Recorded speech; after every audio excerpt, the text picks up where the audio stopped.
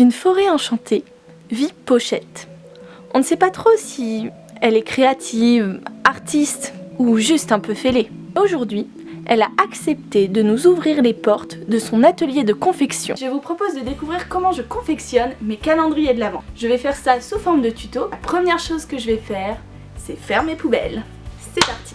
Les paquets de gâteaux, ça c'est pas mal, on va pouvoir s'y mettre. Il faut définir la taille de vos cases. Ça va être surtout en fonction de ce que vous allez mettre dans le calendrier. Définissez la taille de vos cases selon les chocolats. Par exemple, si vous prenez des petits œufs ou des choses un peu plus grosses. Vous allez faire 24 cases que vous allez découper dans du carton. Je vous conseille de faire une case comme un patron et de l'utiliser et de refaire les contours. Comme ça vous permet d'aller plus vite. Ensuite, vous découpez toutes vos cases.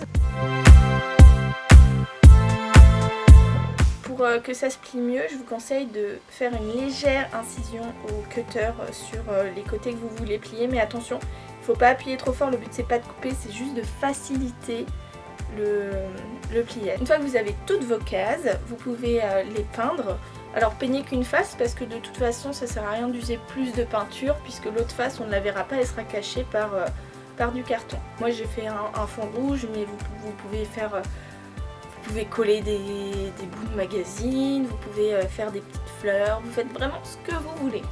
La déco, c'est chacun fait ce qu'il veut et c'est tout l'intérêt d'avoir un calendrier fait soi-même, c'est qu'il soit personnalisé.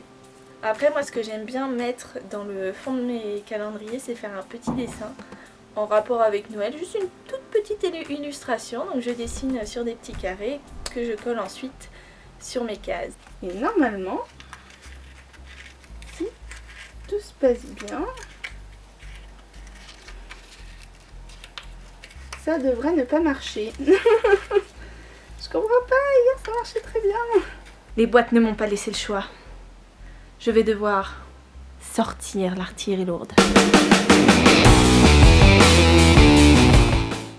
Vous assemblez les cases, vous collez les côtés entre eux grâce aux languettes. Au début je voulais faire un système sans colle, moi j'utilise le pistolet à colle mais vous pouvez utiliser de la colle forte ou vous pouvez essayer si votre carton est peu épais ou si vous avez pris du papier de coller avec de la colle en stick. Moi j'utilise le pistolet à colle parce que c'est beaucoup plus rapide. Une fois que toutes vos petites cases sont collées, vous les mettez de côté et là on va pouvoir préparer le support, faire une illustration, alors vous faites ce que vous voulez. Le premier calendrier que j'ai fait, c'était pour mon ex, il y a environ 3 ans. Je lui ai envoyé une photo en fait de petites illustrations et ça faisait une histoire qui commençait le 1er décembre et qui terminait le 24. L'année d'après, je lui ai fait un calendrier, cette fois-ci avec... cette fois-ci j'avais fait une vraie forme de calendrier avec des cases etc. Bon c'était mon tout premier, donc il était pas... Je me suis perfectionnée. Et l'année d'après, donc pas ce Noël là mais le Noël d'avant, j'ai fait, donc il y a un an quoi à peu près, un peu plus d'1 an, j'ai fait des calendriers pour... donc j'en ai refait un et j'en ai fait aussi pour toute ma famille.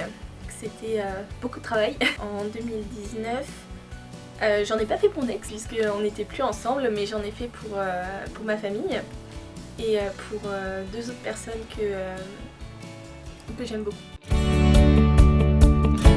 Et ce qui me motive, c'est d'imaginer la réaction de la personne au moment où je vais lui offrir. Surtout quand la personne s'y attend pas ou qu'elle sait pas que je fais des calendriers. La personne à qui j'offre le calendrier est toujours surprise de voir que j'ai pu passer autant de temps là-dessus juste pour elle quoi. Me dire que j'ai transmis même pendant quelques secondes juste un peu de bonheur à des personnes que j'aime, ça me rend heureuse, c'est tout. Au début j'avais pensé faire un calendrier en forme de maison en pain d'épices, vous voyez, mais finalement, à mon réveil, j'ai eu une autre idée. Voici donc le calendrier de l'Avent. La veille de faire le calendrier, j'ai terminé la dernière saison de Friends. J'ai voulu faire référence à la série. Ça fait un espèce de mix entre Friends et Noël.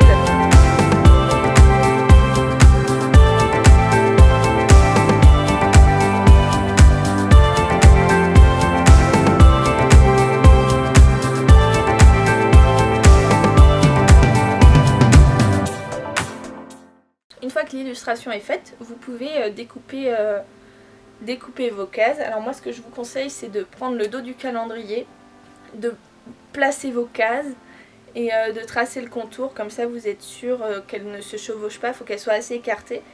Et ensuite vous pouvez tracer l'ouverture, enfin le petit carré qui symbolisera l'ouverture de votre calendrier.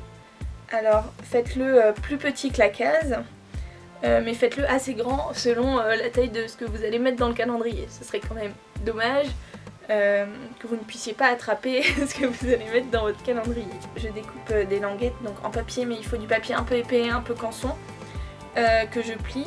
Et je rajoute une petite languette qui va dépasser de la case, qui va permettre d'ouvrir le calendrier. Une fois que vos languettes sont prêtes, il faut coller les cases. Là je conseille encore une fois le pistolet à colle qui est beaucoup plus rapide, mais si vous n'en avez pas, vous pouvez très bien utiliser du scotch. Une fois que c'est fait, vous avez un beau calendrier de face. Là ce que je vous conseille c'est de... moi j'ai choisi de coller du carton au pistolet à colle pour faire une sorte de boîte. Mon plus beau calendrier que j'ai fait, c'est l'an dernier, le calendrier en forme de guitare. C'était un peu un défi que je m'étais lancé à moi-même. J'espère que la personne en question va garder le calendrier et qu'elle ne le jettera jamais, sinon je le récupérerai je pense. L'atelier pochette peut fermer ses portes. J'espère que ce tuto vous a plu. Si c'est le cas, je vous conseille de vous abonner pour plus de contenu et je vous dis à la prochaine.